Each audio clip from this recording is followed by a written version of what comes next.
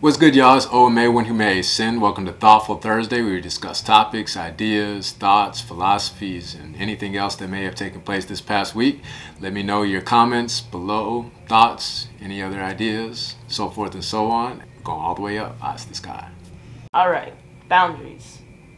Are boundaries important? And if so, why?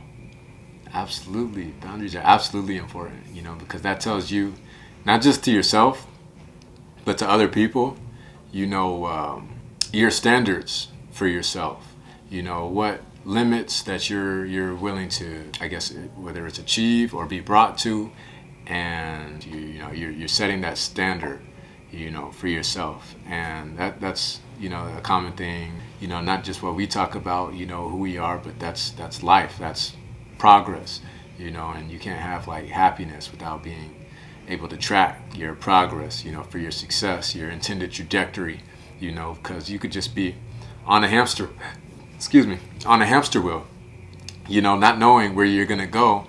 And because of that causes you to be complacent and, and leads to like disappointment. But if you have no like expectations, or standards for yourself, you don't know where that line of happiness is, where to draw it, then you're not setting a boundary for yourself. So it's like we need a clear distinction between happiness and unhappiness.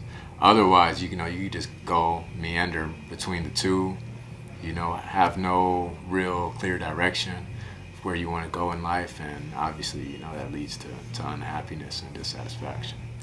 Okay, and for those that don't know how to set up boundaries or have trouble in saying no, what kind of advice can you give to those? I would say, first of all, everybody has a boundary of some sort because everybody has some sense of identity.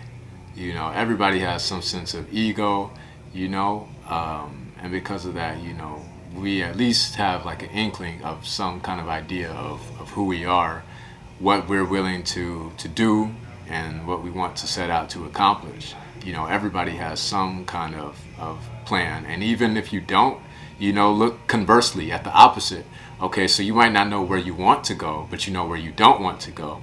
And then because of that, you could like use like a mirroring effect and see like, okay, well, if I want to be as far away from this place, obviously we're basing your life based on fear at that point, because we're doing something because you don't want to do something as opposed to what you do want to do. But I feel like that's important, for the sake of identity as well. You have to know where you don't want to be to know where you do want to be, in life, because it's all a spectrum.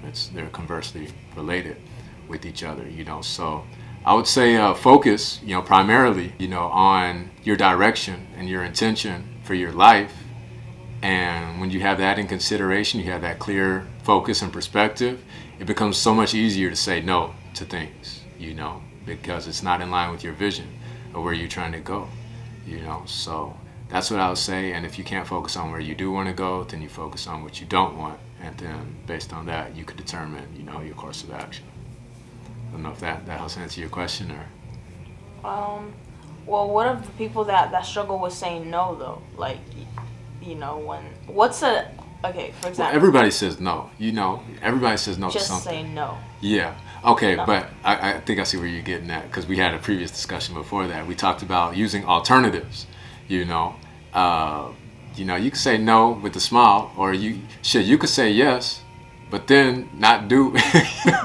You could do that too, But it's always good to offer alternatives. It's like, okay, while we're not gonna do this, a no might not just be a no, but you could mean a yes for later. A no doesn't have to be a no forever.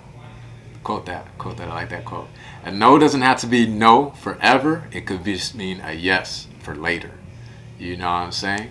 So while like it might not be no now, it can turn into a yes. Or given these circumstances or a set of criteria, this is how we can change this thing from just straight up, flat out no to a yes. So. What's good, y'all? Thank y'all for checking out our YouTube channel. I'm glad you enjoyed the video. Make sure you like and subscribe, and we'll catch you in another video. Turn on your live notifications. Other than that, I am OMA, One Who May Sin. Thank you again for checking us out. We're going all the way up, eyes to the sky.